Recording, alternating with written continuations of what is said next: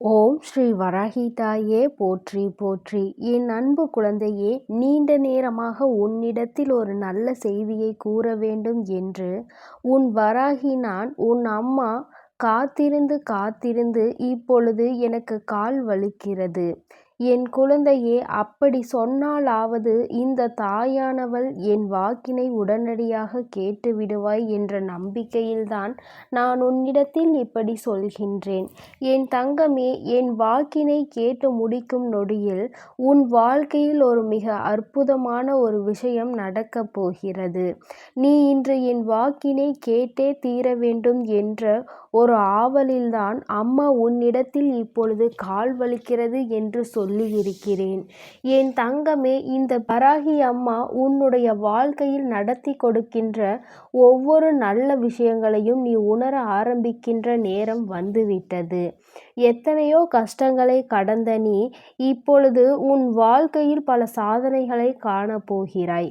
சரியான கட்டத்தில் சரியான நேரத்தில் நின்று கொண்டிருக்கும் பொழுது சூழ்ந்து வருகின்ற நல்ல விஷயங்கள் எது என்று நீ புரிந்து கொள்ளாமல் இருந்துவிடக்கூடாது என்பதற்காகத்தான் அதை முன்கூட்டியே உன்னிடத்தில் விளக்கமாக சொல்ல உன் வராகி நான் வந்திருக்கிறேன். என் தங்கமே, இந்த அம்மா எல்லோரிடத்திலும் அத்தனை எளிதாக பேசிவிடுவது கிடையாது.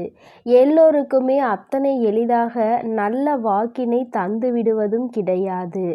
என் தங்கமே, நான் உன் வாழ்க்கையில் வருகிறேன் என்றால் நீ இந்த நேரத்தில் தெரிந்து கொள்ள வேண்டிய விஷயம் ஒன்றே ஒன்றுதான். அம்மா உன் மீது வைத்திருக்கின்ற அன்பினை நீ உணர வேண்டும். என்ன சொன்னாலும் நம்முடைய நல்லதிற்காக மட்டும்தான் அவள் சொல்வாள் என்பதை நீ தெரிந்து கொள்ள வேண்டும். உன்னை நான் கைவிட மாட்டேன் என்பதையும் நீ புரிந்து கொள்ள வேண்டும். என் தங்கமே, அம்மா உன்னிடத்தில் பேச வருகின்ற ஒவ்வொரு நாளும் உனக்கு சில நல்ல விஷயங்களை, உன் வாழ்க்கையில் நடக்கின்ற சில யதார்த்தமான விஷயங்களை சொல்லிவிட்டு செல்கின்றேன். இவையெல்லாம் எனக்கு தெரியும் என்பதற்காக நான் உன்னிடத்தில் சொல்லவில்லை. மாறாக என் குழந்தை, உன் வாழ்க்கையில் நான் எல்லாவற்றையும் கண்காணித்து கொண்டிருக்கிறேன் என்பதை நீ உணர வேண்டும் என்றுதான் அம்மா சொல்கிறேன். என் தங்கமே, இப்பொழுது உனக்குள் இருக்கின்ற ஒரு மன இறுக்கமான ஒரு விஷயத்தை பற்றி நான் சொல்லவா? என் தங்கமே, உன் வாழ்க்கையில் கடந்த வருடம் அதிகமான காயங்களை கொடுத்திருந்தாலும் அதிகபட்சமான சந்தோஷங்களையும் கொடுத்தது. எல்லாவற்றையும் சரிசமமாக அனுபவித்து வந்த என் பிள்ளை, இப்பொழுது உன்னுடைய மனதில் ஒரு வருத்தம் அழுத்தமாக இருக்கின்றது. சாதாரணமான வருத்தமாக இருந்தால் என் பிள்ளை அதை நீ விட்டு விடுவாய். ஆனால் இந்த மன அழுத்தத்தை உன்னால் யாரிடத்திலும் வெளியில் சொல்ல முடியவில்லை. வெளியில் கதறி அழவும் முடியவில்லை. உனக்கு இந்த கஷ்டத்தில் இருந்து விடுபட வேண்டும் என்றால் அழ வேண்டும், சத்தமாக கத்தி அழ வேண்டும் என்ற எண்ணம் உனக்குள் இருக்கிறது. ஆனால் நீ வெளியில் சொல்லவும் முடியாமல், உன் மனதிற்குள் வைத்து கொள்ளவும் முடியாமல் நீ தவித்து நின்று கொண்டிருப்பதால் இப்பொழுது உனக்கு மனம் பாரமாக இருக்கிறது. ஒரு முறை சத்தமாக அழுதுவிட்டோம் என்றால் நமக்கு இந்த கஷ்டம் குறைந்துவிடும் என்ற எண்ணம் இப்பொழுது உனக்குள் வந்திருக்கிறது. ஆனால் நாம் அப்படி சத்தமிட்டு கத்தி அழுதுவிட்டால் சுற்றி இருப்பவர்கள் நம்மை என்ன நினைப்பார்கள் என்று நினைத்து உன் மனம் முழுவதும் நீ வேதனைப்பட்டு கொண்டிருக்கிறாய். என் தங்கமே, இந்த வேதனை எல்லாமே உனக்கு இருப்பதை நான் நன்கு அறிவேன். சிலருக்கு பிடித்த ஒன்று தன்னை விட்டு பிரிந்து சென்றதனால் ஏற்பட்ட வருத்தம். சிலருக்கு நம்மை நன்றாக புரிந்து கொண்டவர்கள் நம்முடைய மனது அறியாமல் பேசிவிட்டு சென்றதற்கான வருத்தம். சிலருக்கு மற்றவர்கள் என்ன பேச வேண்டும் என்று தெரியாமல் பேசிவிட்டு சென்றதற்கான வருத்தம். பிறருக்கு யாருடைய எண்ணங்களும் நம்மீது திணிக்கப்படாமல் இருந்திருக்கும் வரை நம் வாழ்க்கை நன்றாக இருந்தது. அவர்களினுடைய எண்ணங்களை நம்மீது திணித்து விட்டதனால் நம் வாழ்க்கை தலைகீழாக மாறிவிட்டது.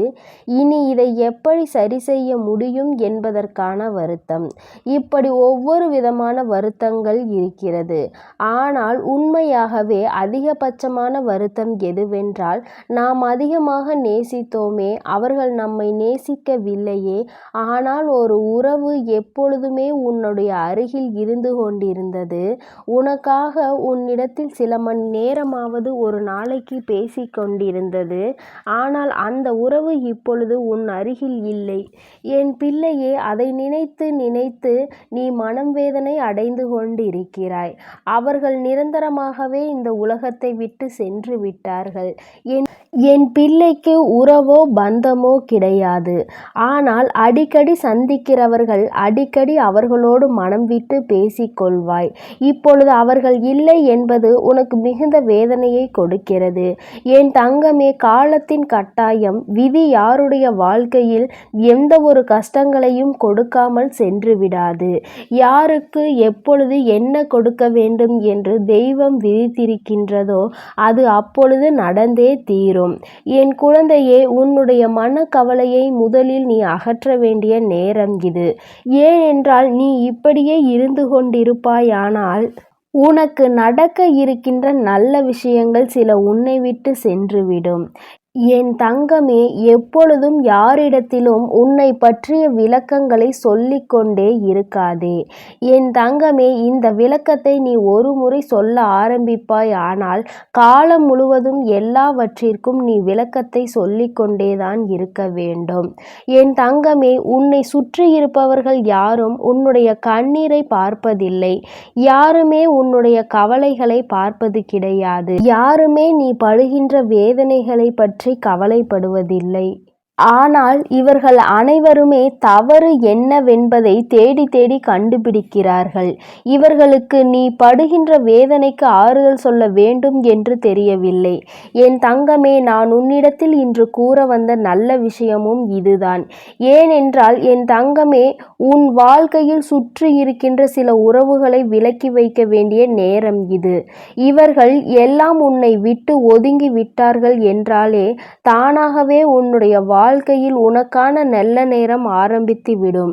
என் தங்கமே, அந்த நல்ல நேரத்தை நீ இப்பொழுது ஆரம்பித்து வைக்கப் போகிறாய். இவர்கள் எல்லாம் கொஞ்சம் கொஞ்சமாக உன்னுடைய வாழ்க்கையில் இருந்து விலகித்தான் செல்லப் போகிறார்கள். உன்னை பற்றி விமர்சிப்பதற்கு முன்பாகவே நீ பயணித்து வந்த இந்த பாதையில் ஒரு தடையாவது அவர்களால் பயணிக்க முடியுமா என்று கேட்டால் நிச்சயமாக முடியாது. ஆனால் அதை பற்றி எல்லாம் சிந்திப்பதற்கு அவர்களுக்கு நேரம் இல்லை.